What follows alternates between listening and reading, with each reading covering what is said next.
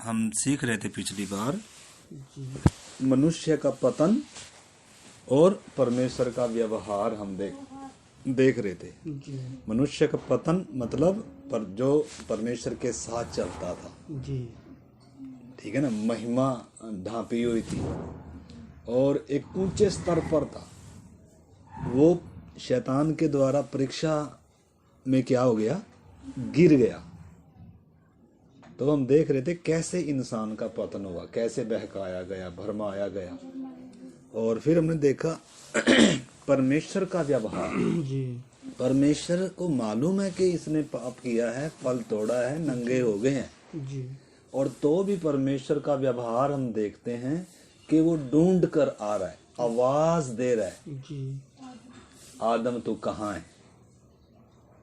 इधर से हम परमेश्वर का देखो कितना गहरा वो क्या है, यानी परमेश्वर को मालूम नहीं है क्या वो कहाँ है, मालूम है, तो भी परमेश्वर का व्यवहार हमने देखा कितना प्रेम का था और ढूंढ कर आया। परंतु हम देखते हैं इंसान ने क्या किया, हवा ने भी, आदम ने भी क्या किया, एक दूसरे पर दोष दिया। अपनी गलती को क्या नहीं कर रहा इंसान, मान नहीं रहा। हालांकि परमेश्वर मौके के साथ आ रहा है, अभी तक इनको वाटिका से बाहर निकाला नहीं है, परंतु परमेश्वर ढूंढ कर आया और इनसे क्या कर रहा है, बात कर रहा है। लेकिन इनकी तरफ से कोई क्या नहीं है, अपनी गलती का एहसास तक भी नहीं है, मान भी नहीं रहे हैं। अब आज हम देखेंगे परमेश्वर का न्याय और उद्धारकर्ता की प्रतिज्ञा। परमेश्वर का न्याय और उद्धारकर्ता की प्रतिज्ञा, तो उसका हम पढ़ेंगे उत्पत्ति 3 अध्याय का 14 से हम पढ़ते हैं। तब यहोवा परमेश्वर ने सर्प से कहा, तूने जो यह किया है इसलिए तू सब घरेलू पशुओं से और सब बनैले पशुओं से अधिक शापित है। तू पेट के बल चला करेगा और जीवन भर मिट्टी चाटता रहेगा। और मैं तेरे और इस स्त्री के बीच में और तेरे वंश और इसके वंश के बीच में बैर उत्पन्न करूंगा। वह तेरे सिर को कुचल डालेगा और तू उसकी एड़ी को डसेगा। तो इधर हम देखते हैं परमेश्वर का न्याय। इधर परमेश्वर ने आदम से पूछा, फिर हवा से पूछा। अभी तक उनके बारे में कुछ कहा नहीं है। अब उनसे पूछने के बाद शैतान से या सर्प से परमेश्वर कुछ पूछ नहीं रहा है, बल्कि क्या कह रहा है, उससे सीधा न्याय कर रहा है। आपने इस चीज को समझना है। मतलब परमेश्वर इंसान से पूछ रहा है और मौका दे रहा है उसको, लेकिन इसको क्या नहीं कर रहा है, इससे कोई मौका या कोई पूछताछ नहीं है, बल्कि सीधा न्याय कर रहा है। तो शैतान का सीधा परमेश्वर ने क्या किया है, न्याय किया कि तू सब घरेलू पशुओं से अधिक शापित है और पेट के बल चला करेगा और जीवन भर मिट्टी चाटता रहेगा। का मतलब उसको श्राप दिया है। मिट्टी चाटने का मतलब क्या है, मतलब हारी हुई दशा में रहेगा। तो मैंने सांप, 3 तरह के सांप का जिक्र मैंने किया था। एक तो सांप ये है जो सांप होते हैं, ये भी क्या है, ये भी इंसान को क्या करते हैं, डसते हैं, ठीक है ना। मतलब ऐसे जैसे बैर होता है, ठीक है ना, और इंसान भी क्या करता है, उसको मारता है क्योंकि खतरनाक है। यानी कि एक आपस में क्या है, बैर सा है। तो एक तो ये भी है, परंतु इससे बढ़कर हम देखते हैं ये सर्प कौन, मैंने बताया था कौन है, वास्तव में शैतान है, इब्लिस, अर्थात वो पुराना सांप जिसने इंसान को क्या किया है, भरमाया, और सारे संसार का जो भरमाने वाला है। एक इब्लिस पुराना सांप, वो अजगर, वो भी है। वो कोई शरीर में नहीं है, परंतु आत्मिक क्या है, आत्मिक प्राणी है, आत्मा है, उसका शरीर नहीं है। किसके शरीर में आया वो इस सांप के शरीर में आया।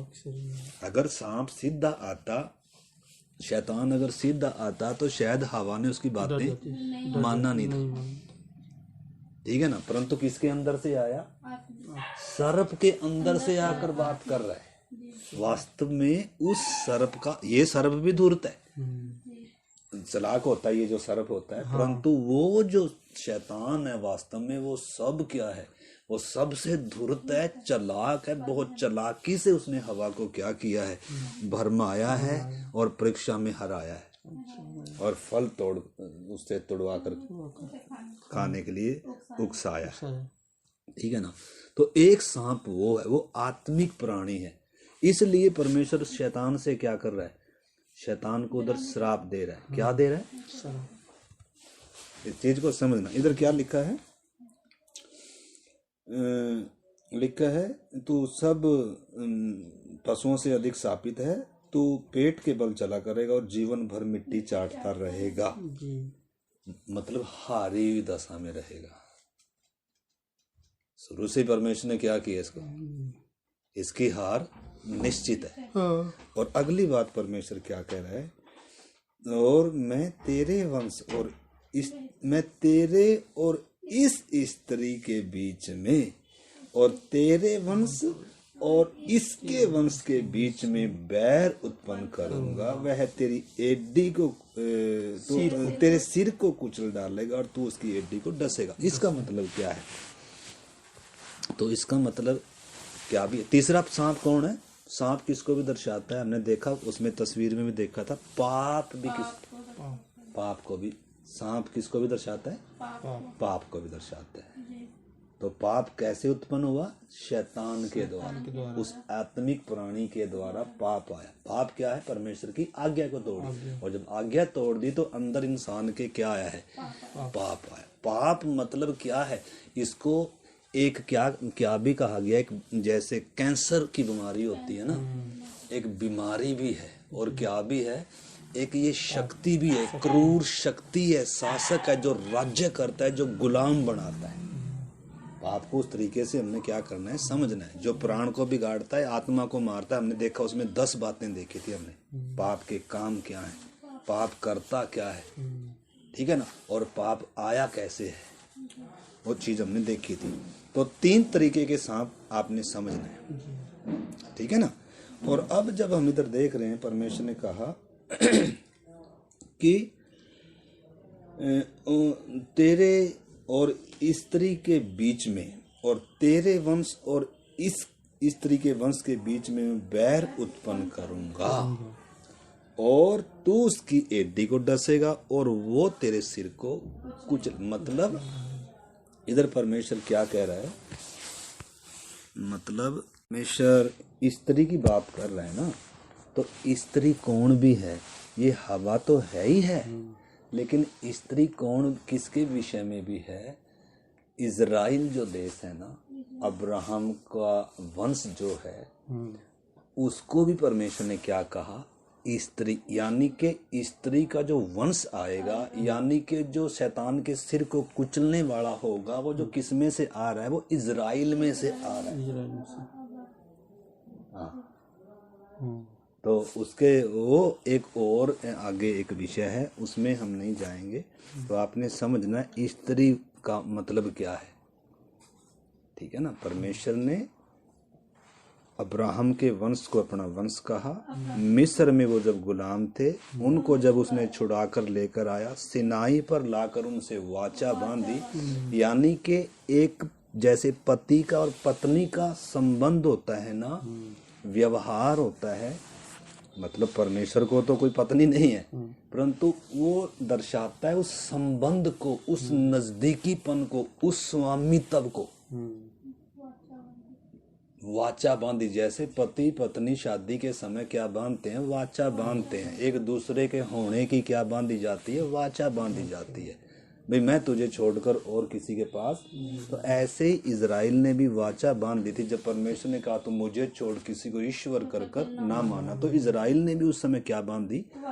तो मतलब क्या संबंध बताया गया, समझाने के लिए एक नजदीकीपन पति पत्नी का होता है, जो वाचा पर विश्वास पर आधारित होता है। मतलब उस रिश्ते को समझाने के लिए स्त्री और पुरुष का क्या लिया गया, ये इधर ये तुलना करी गई है। पता नहीं आपको समझ में आया कि नहीं। ठीक है ना। एक स्त्री तो कौन है, ये हवा। और एक स्त्री कौन बताया मैंने, इजराइल। आगे चलकर अब्राहम का जो चुना हुआ यानी कि जो वंश था, यानी कि उसमें से कौन आया, स्त्री का वंश। स्त्री का वंश वास्तव में कौन है, यीशु मसीह। तो वाटिका से ही परमेश्वर ने उद्धारकर्ता की प्रतिज्ञा कर रहा है कि शैतान के सिर को कौन कुचलेगा, स्त्री का वंश क्या करेगा, कुचलेगा। और शैतान क्या करेगा, उसकी एडी को डसेगा, यानी कि वो मरेगा। मरेगा तो जरूर, वो सांप उसको डसेगा तो जरूर, सांप का जहर उसको चढ़ेगा तो जरूर वो मरेगा, परंतु वो उसकी एडी को क्या कर, उसके सांप के सर को क्या कर देगा, कुचल देगा। तो इधर हम देख सकते हैं उद्धारकर्ता की परमेश्वर क्या दे रहा है, सिस्टर जी, प्रतिज्ञा दे रहा है। हेलो, हाँ है ना। तो हमने देखा कि परमेश्वर ने क्या दिया, परमेश्वर क्या कर रहा है, उद्धार करता आएगा, स्त्री का वंश आएगा जिसकी क्या होगी, शत्रुता किसके साथ होगी, शैतान के साथ क्या होगी, शत्रुता। वो उसकी एडी को क्या करेगा, डसेगा, और वो उसके सांप के सिर को क्या करेगा, कुचलेगा। तो वास्तव में उधर क्रूस की घटना बताई जा रही है। इस चीज को आपने समझना। देखो क्रूस आएगा कब, इतनी जल्दी नहीं आएगा उद्धारकर्ता जगत का, मानव जाति को बचाने वाला इतनी जल्दी नहीं आएगा।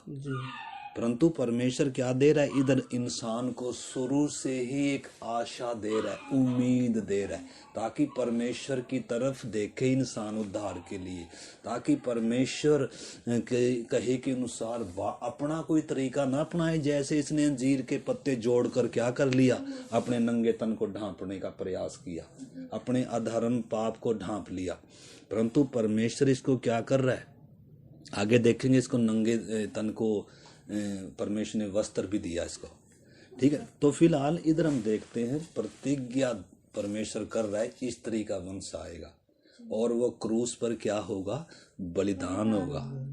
सांप उसकी एडी को डसेगा, परंतु वो सांप को क्या कर देगा, उसके अधिकारों को कुचल देगा। इसके विषय में और आगे चलकर हम क्या करेंगे देखेंगे, परंतु आप इतना ही फिलहाल इसको समझो, ठीक है ना।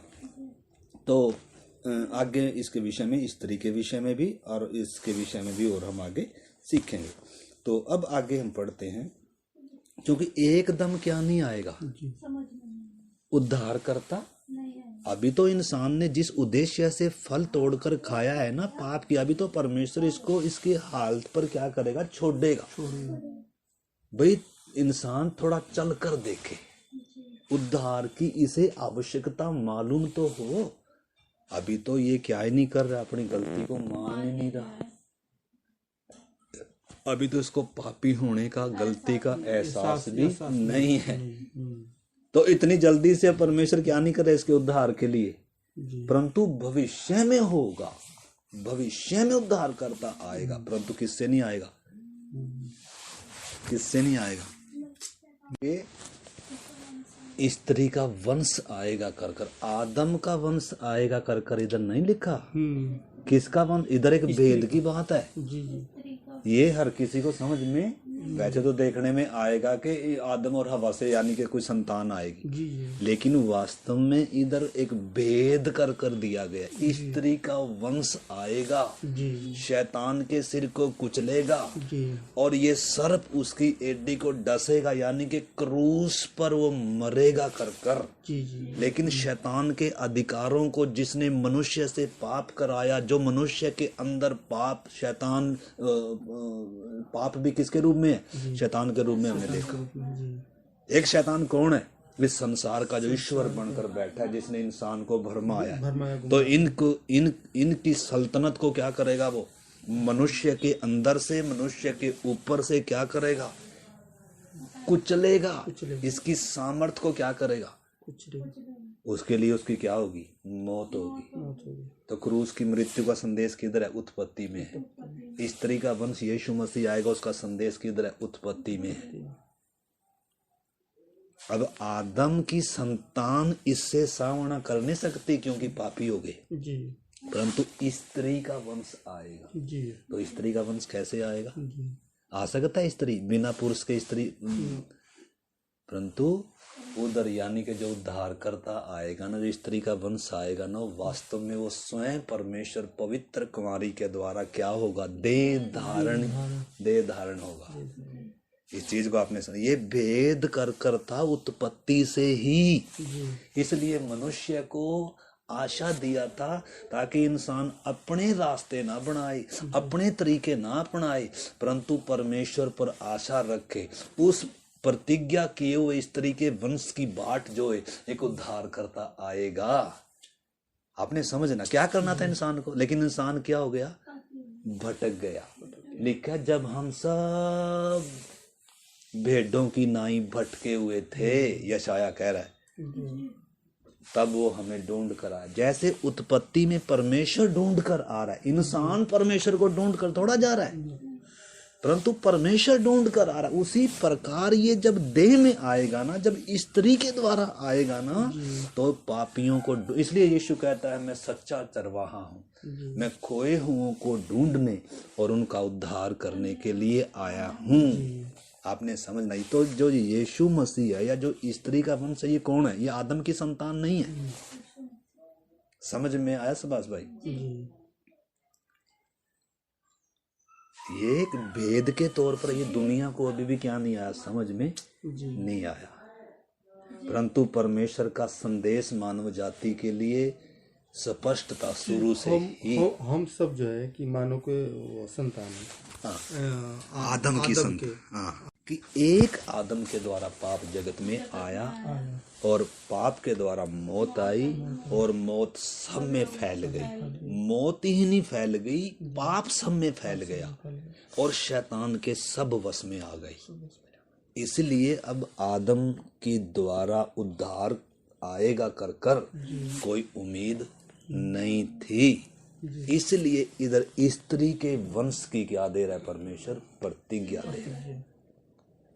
अब स्त्री वंश पैदा कर दे, ये तो अनहोना था। इसलिए परमेश्वर स्वयं जिसने शून्य में से आकाश और पृथ्वी को रचा ना, उसके लिए ये मुश्किल नहीं। वो स्वयं कुमारी के द्वारा देहधारी होकर आया। हम उसके बारे में और आगे क्या करेंगे सीखेंगे। बस आप इतना फिलहाल क्या करना, अगर समझ में नहीं आए तो पूछना, ठीक है ना। तो परमेश्वर ने शुरू से क्या दी? प्रतिज्ञा दी। उसके लिए आप पढ़ो गलातियों की पत्री में, मैं एक वचन पढ़ता हूँ नए नियम में, गलातियों की पत्री 4 अध्याय का 4 वचन। आप सुन लीजिए, सिर्फ में आप सुन लीजिए। इधर लिखा है, परंतु जब समय पूरा हुआ। समय पूरा हुआ का मतलब एक समय ठहराया था परमेश्वर। अब इंसान को विवेक इसको चलने देगा, इतनी जल्दी उद्धारकर्ता नहीं आएगा, परंतु एक समय आएगा, भविष्य में आएगा कर कर उस समय परमेश्वर ने कहा।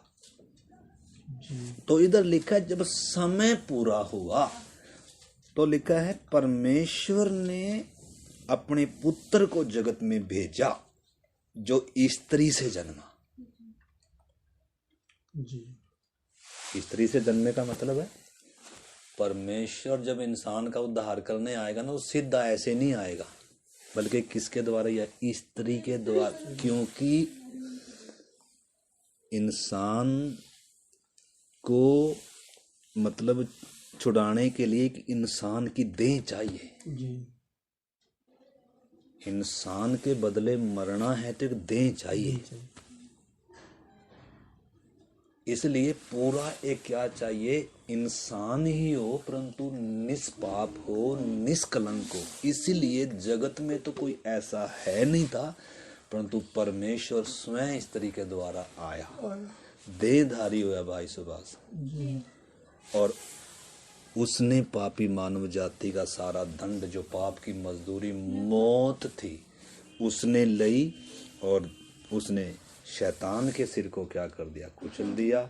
और जो दुश्मनी थी मनुष्य की और परमेश्वर की, वो भी क्या कर दी उसने, खत्म कर दी। इसको आप बहुत ही प्रार्थना के साथ बाद में भी इसको समझने का प्रयास करना, ठीक है ना। तो एक वचन और हम पढ़ेंगे, इससे आगे तीतुस की पत्री 1 अध्याय का मेरे ख्याल में 3 वचन है। तीतुस की पत्री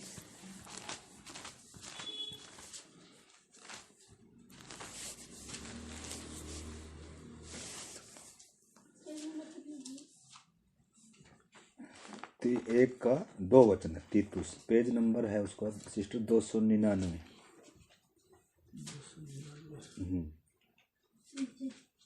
1 अध्याय का 2 लिखा है, उस अनंत जीवन की आशा, उस अनंत जीवन की आशा पर जिसकी प्रतिज्ञा परमेश्वर ने, जो झूठ बोल नहीं सकता, सनातन से की है, पर ठीक समय पर अपने वचन को उस प्रचार के द्वारा प्रकट किया जो हमारे उद्धारकर्ता परमेश्वर की आज्ञा के अनुसार में। तो मतलब प्रतिज्ञा कब करी थी? उत्पत्ति में। किसकी? अनंत जीवन की। किसकी? उद्धारकर्ता की। किसकी? जो सर्प के सिर को कुचलेगा, जो मृत्यु का नाश करेगा, जो इंसान का उद्धार करेगा। उस उद्धारकर्ता का इंतजार करे इंसान, यही परमेश्वर ने शुरू से आशा दी थी। परंतु इंसान उस उद्धारकर्ता का इंतजार कहाँ किया इसने। हालांकि आगे जाके देखेंगे परमेश्वर ने कहा वो किधर से आएगा। आगे अब्राहम को चुना, फिर कहा इजराइल में से आएगा। इजराइल में बहुत सारे 12 गोत्र थे, वो किस गोत्र में से आएगा, ठीक है। ऐसे कर कर क्या किया। परंतु परमेश्वर ने ये भी कहा उसके आने से पहले क्या चिन्ह दिया जाएगा, ठीक है ना। तो इस करके बहुत सारे क्या दिए गए थे, मनुष्य जाति को चिन्ह दिए गए थे। और वास्तव में समय भी बताया गया था कि समय आएगा, किधर से आएगा। लेकिन इंसान उसको क्या नहीं कर पाया, अगर समझ जाता ना, तो कभी भी उसको क्रूस पर नहीं चढ़ाना। परमेश्वर के वचन में एक जगह पहला कुरिन्थियों में लिखा है एक वचन,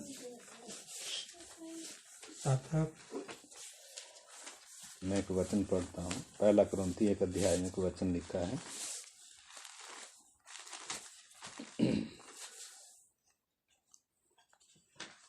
लिखा है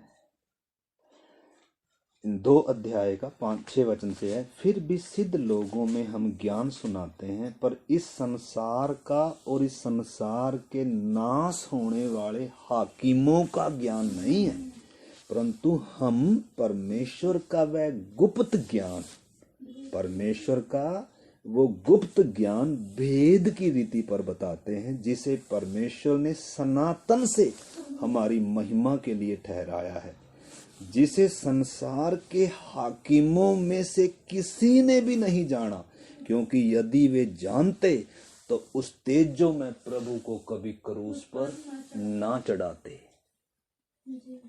अगर इंसान समझ जाता ना ये वास्तव में स्त्री का वंश हमारा उद्धार करता है, तो कभी भी क्या नहीं करना था उसको क्रूस पर।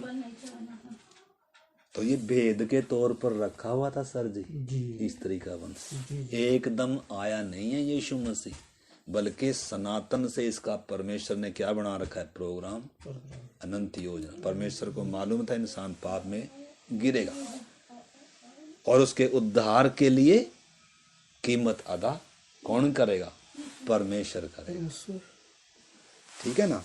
और भी बहुत सारे यशाया नबी के द्वारा कितनी भविष्यवाणियां परमेश्वर कराता है अपनी आत्मा के द्वारा। यशाया नबी ने कहा यीशु मसीह के आगमन से 750 साल पहले यशाया नबी ने क्या करी, भविष्यवाणी करी उसके विषय में, स्त्री का वंश आएगा। इधर लिखा है 7 का 14 में, आप निकाल लेना, सुने सिर्फ 7 यशाया 7 का 14 में लिखा है, इस कारण प्रभु आप ही तुम्हें एक चिन्ह देगा और सुनो, एक कुंवारी गर्भवती होगी और पुत्र को जनेगी और उसका नाम इमानुएल रखेगी। इमानुएल का मतलब है परमेश्वर हमारे साथ, यानी कि मानव जाति के लिए क्या चिन्ह है? एक कुंवारी गर्भवती होगी।